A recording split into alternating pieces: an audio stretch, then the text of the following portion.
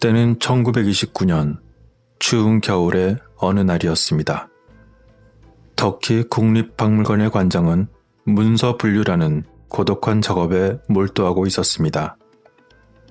그는 크기가 약 60 곱하기 90cm인 노루 가죽에 그려진 하나의 지도를 발견하게 됩니다. 그가 그것을 보았을 때 그는 1513년에 작성된 지도임을 알게 되었고, 거기에는 그가 알지 못하는 신세계가 많이 묘사되어 있어 매우 놀라게 됩니다. 그 지도 문서는 해적이었다가 터키 제독이 된 피리 레이스의 유산이었습니다. 그는 마르마라해의 해군기지인 갈리포스에서 태어났으며 해전에서 이름을 알린 터키 제독 모험가로서 자신을 키워준 해적 케말 레이스의 조카이기도 했습니다. 당시 해적과 제독의 구분은 우리들이 생각하는 일반적인 생각과는 달리 예상했던 것보다 훨씬 유연했습니다. 피리 레이스는 1487년부터 1493년까지 그의 해적으로서 유명했던 삼촌과 함께 항해했습니다. 이러한 항해 동안 그의 해적 함대는 적의 함선을 포획하고 약탈했으며, 그러한 해적질의 결과로서 수익성 있는 전리품을 접하게 되었습니다. 그런데 그러던 중 1495년 케말 레이스는 그의 뛰어난 전투 기술을 널리 인정받게 되어 터키 제국 함대로부터 합류할 수 있는 초대를 받게 됩니다. 그는 해적이었지만 그렇게 터키 제국의 함대로부터 그의 새로운 임무에 합류하게 되었던 것입니다. 그렇게 해적들은 존경할 만한 제독으로 변모해 갔던 것입니다. 그런 가운데 가장 오래된 아시아 해상 무역로의 지도의 비밀을 풀면 우리는 예상치 못한 결과가 나오는 것을 알 수 있습니다. 그렇게 제독으로 변모했던 카말이 1502년 해전 중 사망한 후 피리 레이스는 항해 생활에서 등을 돌리고 지도 제작자로서 두 번째 경력을 시작했습니다. 완벽주의자였던 피리 레이스는 그의 사소한 오류도 용납하지 않았습니다. 그는 1513년에 오래된 과거의 지도를 사용하여 그 유명한 새로운 지도를 만들었던 것입니다. 일반 대중은 런던 뉴스의 1932년 2월 27일호에서 피리 레이스 지도의 존재를 처음 알게 되었습니다. 그리고 두 개의 대서양 해도라는 제목의 기사는 다음과 같이 언급했습니다. 피리 레이스의 차트에 주어진 남미 해안의 모습은 그 지도가 다른 출처에서 복사한 것임에 틀림없다 라고 주장했던 것입니다. 그러던 중 7월 23일자 한 잡지에서 터키 역사연구학회 회장은 더 자세한 설명을 쓰게 됩니다. 지도의 제작자는 중요한 사실을 지적했습니다. 우리가 소유한 지도는 단편입니다. 다른 조각들이 만일 유실되지 않았다면 우리는 구세계와 신세계를 함께 나타내는 1513년에 그려진 터키식 도표의 전체 지도를 가지고 있었을 것입니다. 라고 말이죠. 일부 과학자는 피리 레이스가 사용하는 소스 지도의 연대를 결정하는 것을 그들의 임무로 삼기도 했습니다. 그의 결론은 너무 급진적이어서 공개하기를 주저했습니다. 그것은 1956년 8월 그는 마침내 조지타운 대학이 후원하는 라디오쇼에서 자신의 연구 결과를 공개하기로 결정했습니다. 그는 1954년 6월에 의회 도서관의 지도실에서 일하고 있을 때 친구였던 수로 사무소의 수석 엔지니어에게 터키 해군 장교가 보낸 지도의 사본을 그에게 다시 건네주었습니다. 그리고 그는 고대 지도에서 이미 가지고 있는 정보에 비추어 그것을 비교하여 조사할 것을 제안했고, 그 후 그것을 분석한 후에 다시 위도와 경도와 투영법을 모두 확인하도록 했던 것입니다. 그 이유는 그 지도에는 도저히 믿기지 않을 만한 무언가가 있는데, 그것은 콜럼버스가 남극 대륙의 팔모 반도를 정확하게 보여주는 지도를 당시에 이미 가지고 있었다는 사실이라는 것입니다. 그 후 라디오의 한 진행자는 미 해군 수로국의 두 사람과 인터뷰를 했습니다. 그 내용은 다음과 같습니다. 이 지도들이 미 해군 수로국에서 확인되었다는 말씀이신가요? 네, 그렇습니다. 그럼 당신이 아는 한 그것들이 정확합니까? 네, 그렇습니다. 그렇다면 이 지도는 얼마나 오래된 것입니까? 이 지도는 지금으로부터 약 5,000년 이전으로 거슬러 올라갑니다. 그리고 그것들에는 다시 수천 년 전으로 거슬러 올라가는 데이터가 포함되어 있습니다. 그리고는 이어서 월터스는 피리레이스 지도와 남극의 한 지역에서 새로 발견된 빙하기 이전 지형과의 비교에 대해 다음과 같이 말했습니다. 우리는 수로국이 오늘날 생산하는 오래된 해도와 새로운 해도를 가져와서 눈에 띄는 봉우리와 살을 비교했습니다. 우리는 그들이 놀라운 유사점이 있음을 발견했으며 이런 식으로 우리는 오래된 작업을 매우 면밀히 확인했습니다. 그리고 우리는 미 해군 수로국의 말러리 장교가 공개한 것을 매우 신뢰합니다. 그렇다면 이번엔 말러리 씨에게 물어보겠습니다. 이것은 콜럼버스보다 훨씬 이전에 대서양 연안을 따라 유능한 탐험가와 지도 제작자가 있었다는 결론으로 이어졌을 것으로 보입니다만 어떻게 보고 계십니까? 그것은 수천 년 전의 일이었음에도 불구하고 탐험가들뿐만 아니라 그들은 매우 유능하고 광범위한 수로 조직을 갖고 있었음에 틀림없었던 것으로 보입니다. 왜냐하면 우리가 알고 있는 남극 대륙만큼 큰 대륙은 그러한 조직이 없이는 절대 매핑할 수 없을 것입니다. 아마도 5,000년 전에는 개인 또는 소규모 탐험가 그룹이 수행할 수 없었던 것으로 보입니다. 그것은 아마 천문학과 지형 측량에 필요한 방법에 정통한 숙련된 과학자들의 집합제가 있어야만 의미하는 것이기 때문일 것입니다. 한편 말러리 장교는 그와 관련한 조사에 미 해군이 동원되었기 때문에 좀 더 객관적인 분석을 위해 다른 부서인 전략항공사령부의 지도 제작 직원에게 두 번째 의견을 들어보기도 했습니다.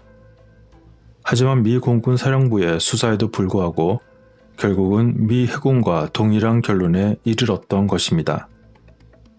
그들은 지도의 남쪽 부분이 실제로 빙하 아래 남극 대륙의 일부를 묘사하고 있다고 확인하게 됩니다.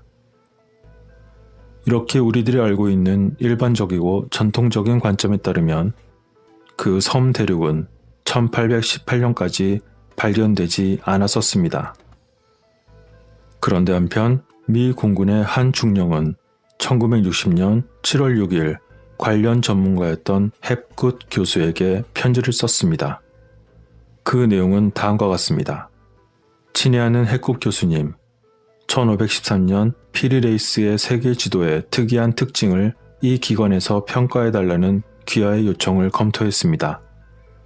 지도의 아랫부분이 퀸 모드랜드 그리고 남극 대륙 팔머 반도의 해안을 묘사하고 있다는 주장은 타당한 것으로 우리는 결론을 짓게 되었습니다. 우리는 이것이 가장 논리적이고 모든 가능성에서 지도의 올바른 해석이라고 생각합니다. 지도 아래 부분에 표시된 지리적 세부사항은 1949년 스웨덴, 영국, 노르웨이 탐험에 의해 만년설 상단을 가로질러 만든 지진의 프로파일의 결과와 매우 현저하게 일치하고 있습니다. 이것은 해안선이 만년설 이전에 매핑되었음을 나타내고 있으며 현재 그곳은 빙산으로 덮였습니다. 이 지역의 만년설의 두께는 이제 약 1마일이 넘습니다. 우리는 이 지도의 데이터가 1513년에 추정되는 지리학적 지식의 상태와 어떻게 조화될 수 있는지 전혀 알지 못합니다. 라고 전했던 것입니다. 그렇게 고대 지도 연구에 대한 모험은 1977년 여름에 헵굿 교수가 남극 대륙이 한때 아틀란티스 지역이었다는 내용의 믿음을 요약한 기사에 대한 답변으로 시작되었습니다. 그러한 그의 지각 변이 이론이 잃어버린 섬 대륙의 미스터리를 풀 수 있는 잃어버린 골이라고 결론지었던 것입니다. 그리고 그는 이렇게 대답했습니다. 나는 이러한 관련 기사에 대해 놀랍고 기쁘게 생각합니다. 믿거나 말거나 그것은 내 작업에 대한 최초의 진정한 과학적 탐구였습니다. 제공해주신 지도 및 남극 정보에 대한 것은 내가 찾지 못한 지각 변이의 증거를 찾는 실마리가 되는 것입니다. 오랜 연구 끝에 내가 찾은 것은 중세 또는 르네상스의 기원으로 간주되는 많은 지도가 사실은 매우 먼 고대에서 그려진 지도의 사본이라는 것입니다. 그리고 그 중 하나가 빙하기 시대의 남극 대륙을 보여주는 것이라는 겁니다. 나는 수학자의 도움으로 이 지도의 윤곽을 풀 수 있었고 매사추세츠에 있는 공군기지의 지도 제작 직원에게 확인을 받았습니다. 그리고 그 이후 그가 제공한 고대 바다왕의 지도 사본은 아틀란티스가 한때 남극 대륙이었을 수도 있다는 강한 증거라는 의혹을 부르는 효과를 냈습니다. 이제 우리는 피리레이스 지도의 구성에 사용된 그 소스 지도가 수백 개라는 말러리와 핵굿의 주장을 뒷받칠 만한 근거가 있는지 확인하기 위해 피리레이스 지도로 돌아가 보아야 합니다. 피리레이스 지도의 이상한 점 중 하나는 매우 정교한 투영법을 사용하여 그려졌다는 것입니다. 등거리 투영은 표면의 단일 지점에서 지구의 특징을 잘 나타냅니다. 이러한 예측은 지구상의 어느 지점에나 계산할 수 있습니다. 아마도 가장 친숙한 등거리 투영법은 북극을 중심으로 하는 여러분들도 잘 아시는 유엔의 파란색과 흰색 깃발일 것입니다. 즉 다시 말해서 유엔기는 북극에서 본 등거리 투영법인 것입니다. 이렇게 그가 말한 등거리 투영법은 매사추세츠주 웨스트오버 공군기지에 있는 전력 공군 사령부의 지도 제작 직원에게는 매우 친숙한 투영법이었습니다. 그리고 그것은 당시에 소련의 군사 및 경제 자산을 표시하는 것을 목표로 삼는데 사용되었습니다. 예를 들어 모스크바를 중심으로 그려진 지도를 통해 군대는 미사일이 나토 기지에서 소련 수도까지 이동하는 가장 빠른 이동 시간을 계산할 수 있었습니다. 모스크바에서 가장 가까운 나토의 미사일 기지는 터키에 있었습니다.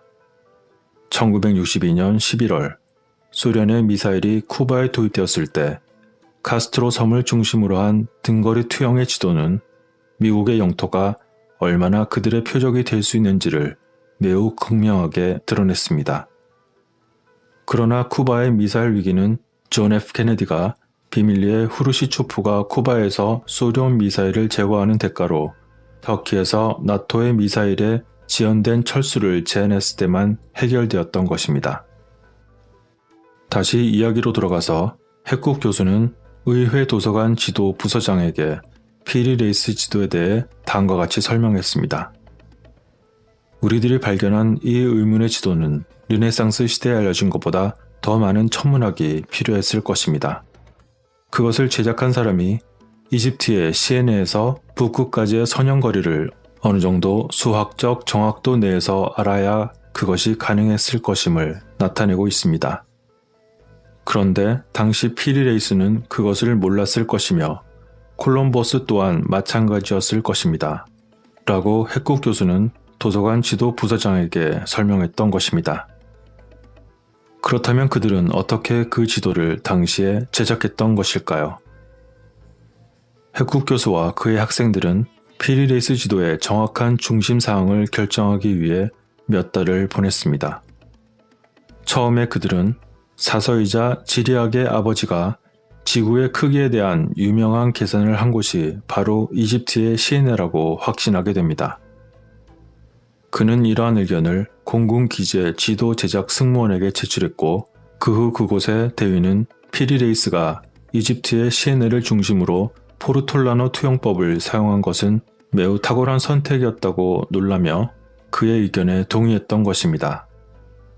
우리는 이제 이러한 전체 지도가 1513년에 피리레이스가 사용한 것과 동일한 투영법을 기반으로 했을 때 어떻게 보였을지 이제 알 수 있습니다.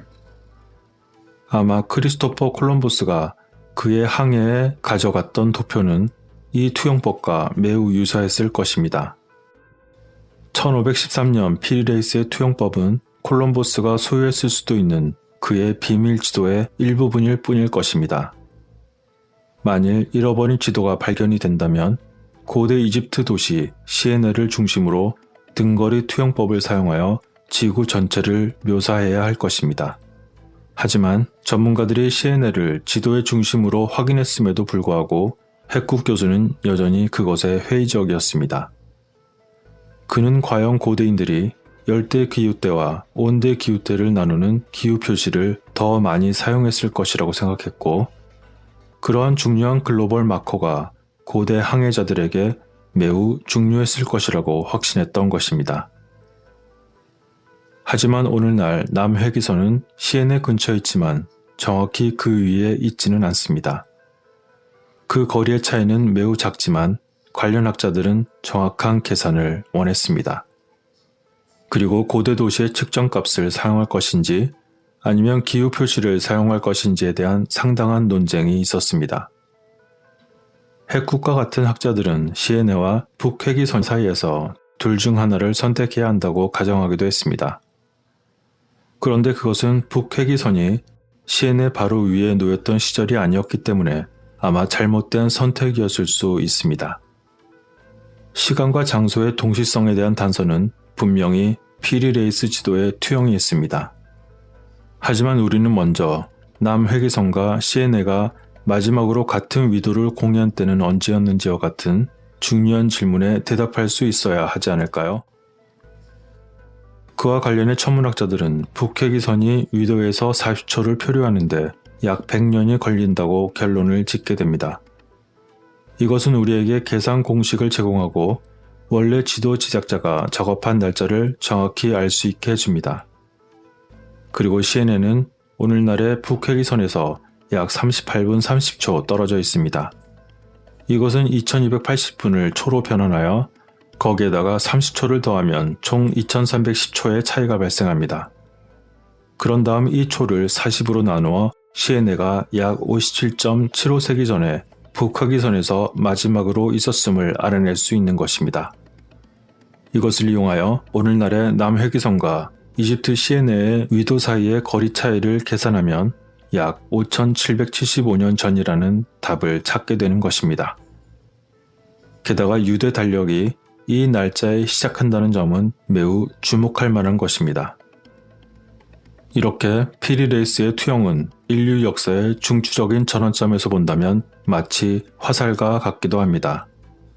고고학은 이집트 문명이 기원전 3800년경에 시작되었다고 가르치고 있는데 피리레이스의 지도가 이집트 문명의 시작부터 시작되었다고 보는 것이 정말 우연의 일치일 수 있을까요? 그리고 피리레이스가 사용하는 정교한 소스 지도는 아마도 잃어버린 빙하기 문명의 생존자들에 의해 그것이 전달된 잔재였을 가능성이 훨씬 더 높은 것입니다. 지난번 영상에서 잠시 언급되었던 피리레이스의 지도는 결론적으로 그도 역시 소스가 되는 지도를 가지고 있었으며 그것을 기반으로 제작한 것으로 보여지는 것입니다. 그런데 당시 그가 가지고 있었던 그 소스가 되는 원본 지도는 또한 이집트 문명으로부터 전해져 온 것이라고 추측할 수도 있는 것입니다. 그리고 그 지도에서 나타난 것은 남극이 얼음이 덮인 곳이 아니라 푸르고 살기 좋은 곳이었다는 것을 나타내고 있습니다. 이러한 이상한 연결고리들은 과연 우연의 일치일까요? 버드 제독이 남극 원정대를 꾸리고 갔다가 도망치듯 돌아온 그 후에 감시하에 놓여져 있던 것이 그가 무엇인가를 알게 되었던 것과 그 연관이 있었던 것일까요? 아니면 또한 그가 보았던 이상한 비행체는 과연 나치의 기술이었을까요? 아니면 그곳에 숨겨진 문명의 기술이었을까요? 어째서 과거 제2차 세계대전 이후 패전한 나치가 남극으로 탈출했다는 정보가 흘러나왔던 것일까요? 그리고 어째서 남극 조약이 갑자기 성립하게 되었고 그곳의 여행은 정해진 곳 이외에는 갈 수 없게 되었으며 일반인들은 제공된 그들의 연구 내용만 알 수 있을 뿐 나머지는 알 수 없는 통제된 연구 기지들만이 그 상태에서 유지되고 있는 것일까요?